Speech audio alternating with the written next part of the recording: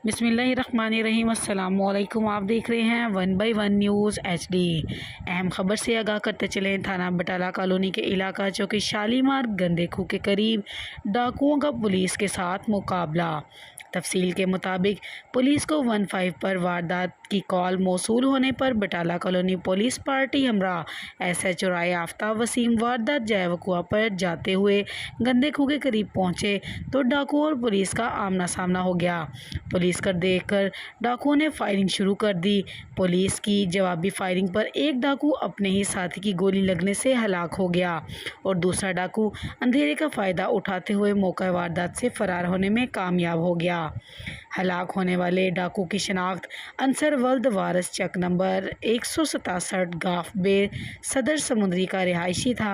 थाना Batala colony police का कहना है कि चंद रोज़ कबल दौरान वारदात पर फरहान नामी पुलिस मुलाजिम को गोली मारकर जख्मी भी किया गया था। हलाक होने वाला मुलजिम अंसर वल्द वारिस मुतहिदा वारदातों में इश्तिहारी पुलिस को मतलूब था। पुलिस ने लाश को कब्जे में लेकर DHQ अस्पताल मुंतकिल कर दिया। फरार होने वाले डाकुओं के लिए पुलिस कार्रवाई जारी है।